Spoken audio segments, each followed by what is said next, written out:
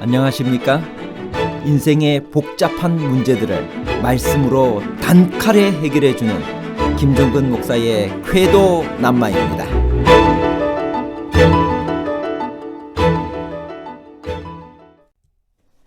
로마서 14장과 15장에서 바울이 언급한 강한 자는 누구이며 약한 자는 누구를 말하는 것일까요? 채식을 하는 자는 약한 자며 모든 것을 가리지 않고 먹는 사람은 강한 자인가요? 바울이 말하는 믿음이 연약한 자란 채식주의자를 말하나요? 아니면 우상의 제물을 먹는 것을 꺼리는 사람을 말하나요? 채식주의자와 우상 제물을 꺼리는 자에 관한 복잡한 문제를 하나님 말씀의 가르침으로 명쾌하게 해결해 드리겠습니다. 당시 초기 교회는 시장에서 고기를 사 먹는 것에 대해 어떤 문제를 가지고 있었나요? 로마서 14장 1절 믿음이 연약한 자를 너희가 받되 그의 의견을 비판하지 말라. 초기 교회에서 먹는 문제가 생길 경우 그것은 대부분 우상 제물의 문제였습니다. 고린도전서 8장부터 10장까지에서 우리는 우상 제물을 먹는 문제가 그 당시 신전이 있는 모든 로마의 도시에서 그리스도인들에게 보편적인 문제였음을 발견합니다. 연약한 자는 채소만 먹는다는 말은 무슨 뜻인가요? 연약한 자는 어떤 사람인가요? 로마서 14장 2절 어떤 사람은 모든 것을 먹을 만한 믿음이 있고 믿음이 연약한 자는 채소만 먹느니라. 로마서 14장의 강한 자와 약한 자에 대한 바울의 기록은 다음과 같이 여러 가지로 해석되었습니다. 첫째, 채식주의자들을 비난하기 위하여. 둘째, 정결한 음식과 부정한 음식의 구분을 없애기 위하여. 셋째, 날들의 특수성을 제거하기 위하여. 많은 그리스도인들은 로마서 14장을 그리스도인의 자유를 찬양하는 승리의 노래로 생각하고 있습니다. 루터가 그의 유명한 로마서 주석에서 이 구절을 해석한 것이 그 좋은 예입니다. 사도가 여기서 가르치고자 하는 것은 새로운 법 아래서는 그리스도를 믿는 사람들에게는 모든 것이 자유라는 것입니다. 새 법에서는 어느 날을 다른 날보다 더 귀중한 절기날로 여기는 것도 없고 어떤 종류의 음식을 다른 종류의 음식과 구분하는 것도 필요 없다. 그 반면에 모든 날들이 절기요 거룩한 날이고 모든 종류의 음식이 허용되는 것이다.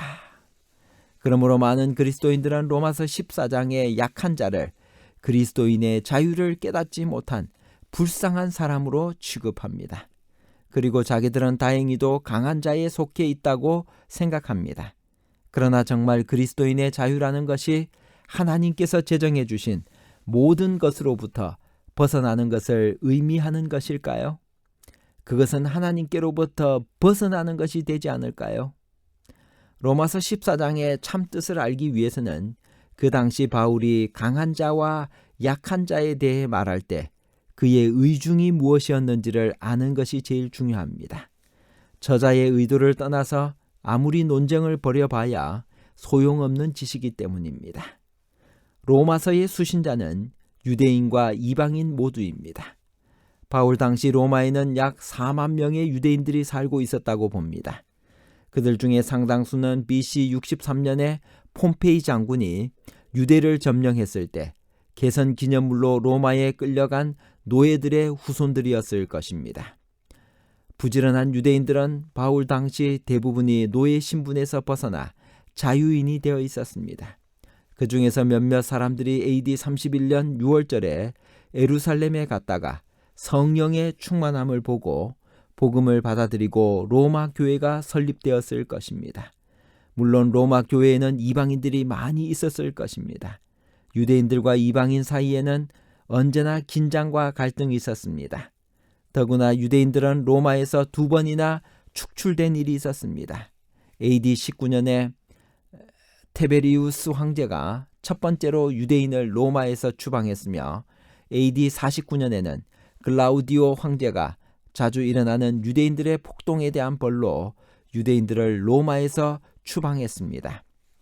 유대인들이 없는 동안 로마 교회는 이방인들이 운영했을 것입니다. 그러나 유대인들은 몇 년 안 가서 다시 로마에 돌아와서 번창했으며 그런 와중에 두 집단 사이에 갈등이 생겨났을 것입니다. 모든 것을 먹을 만한 믿음이 있는 강한 사람과 채소만 먹는 연약한 사람이란 무엇을 말하는 것일까요? 우선 초대교회에 먹는 것에 문제가 생길 경우 그것은 무엇을 의미하는가를 알아야 합니다. 고린도전서 8장부터 10장까지 우리는 우상 제물을 먹는 문제가 그 당시 신전이 있는 모든 도시에서 보편적인 문제였음을 발견합니다. 당시 이 교회의 신전에는 막대한 양의 제물들이 드려졌고 그것들은 다시 시장으로 나와 판매되었습니다. 고린도에는 아프로디테 여신을 섬기는 거대한 신전이 있었고 우상 숭배의 중심은 역시 제물을 바치는 것이었습니다. 시민들이 가져오는 많은 제물들은 사제들에게 분배되었으며 사제들은 그것을 시장에 팔아 넘겼습니다. 그래서 문제가 생겼습니다. 시장에 나온 고기들은 어떤 것이 우상에 바쳐졌던 것인지 구분이 안 되었기 때문에 성도들은 본의 아니게 이방 신에게 바쳐졌던 우상 제물을 사 먹게 될 가능성이 있었으며 이 일은 교인들 사이에서 심각한 양심의 갈등을 가져왔습니다. 그러므로 연약한 자는 채소만 먹는다는 말씀은 육식과 채식의 문제가 아니라 우상 제물을 먹느냐 먹지 않느냐의 문제인 것입니다. 즉 시장에 나온 고기를 우상 제물로 생각하고 먹지 못하고 먹는 사람을 비난하기도 하는 성도들을 연약한 자라고 불렀던 것입니다. 바울은 이런 미묘한 문제는 지식으로 풀 것이 아니라 사랑으로 풀어야 한다고 말합니다. 지식은 교만하게 하며 사랑은 덕을 세우기 때문입니다. 우상은 세상에 아무것도 아니며 그것을 먹는다고 해서 더럽혀지거나 문제될 것은 없기 때문에 우리는 그 문제에 대해 초연하고 자유로울 수 있습니다. 그러나 만일의 경우 어떤 교인이 그 문제를 심각하게 생각하여 그것 때문에 마음이 상하고 믿음의 손해를 본다면 우리는 내 자유만을 주장할 수 없다는 것입니다. 요약하면 여기서 채소만 먹는 사람을 채식을 하는 사람으로 해석하면 성경을 오해하는 것입니다. 신약시대의 음식 문제는 육식과 채식 문제가 아니라 채소만 먹는 사람이란 시장에 나온 고기를 신전에서 나온 우상 제물이라 생각해서 사 먹지 않고 채소만 먹는 사람을 말합니다. 그리고 연약한 자란 부정적인 의미가 아니라 우상 제물에 관하여 예민한 양심을 가진 사람을 말합니다. 다시 말하면 시장에 나온 고기가 우상 제물이 아니라는 확신이 약한 사람을 뜻하는 것입니다. 바울은 소위 연약한 자를 비난하는 일이 한 번도 없습니다. 오히려 그들의 생각을 받아주며 그들이 죄의식을 느끼고 의심하는 것들을 비판하지 말라고 권면하고 있습니다. 왜냐하면 하나님께서 그들을 받아주셨기 때문입니다. 시장의 고기를 우상 제물로 생각하여 먹지 않는 연약한 자에게 주는 바울의 권면은 무엇입니까? 로마서 14장 3절 4절. 먹는 자는 먹지 않는 자를 업신여기지 말고 먹지 않는 자는 먹는 자를 비판하지 말라. 이는 하나님이 그를 받으셨습니다. 남의 하인을 비판하는 너는 누구냐? 그가 서 있는 것이나 넘어지는 것이 자기 주인에게 있으면 그가 세움을 받으리니 이는 그를 세우시는 권능이 주께 있습니다. 바울은 그들을 향하여 고기를 가리지 말고 먹으라고 권하지 않습니다. 먹지 않는 그들의 양심을 존중합니다. 다만 먹는 형제들을 판단하지 말라고 권합니다. 그들이 아무리 하나님을 위해서 먹지 않고 믿음을 지키기 위해서 채소만 먹는다 할지라도 조심해야 할 것이 있습니다. 즉 자기들처럼 하지 않는 형제들을 비난하는 일입니다. 만일 식물로 인하여 내 형제가 근심하게 되면 이는 사랑으로 행치 아니하는 것입니다.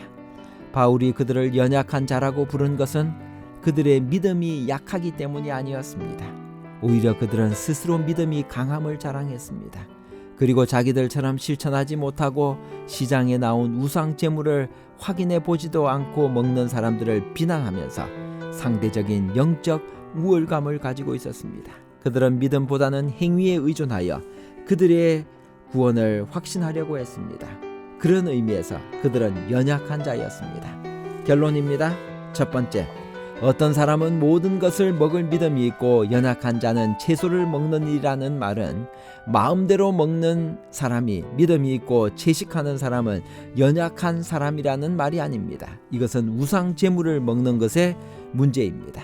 둘째, 시장에 나온 음식을 모두 우상 제물로 생각하고 그것을 먹는 것에 양심의 가책을 받는 사람들을 바울은 연약한 자라고 불렀습니다.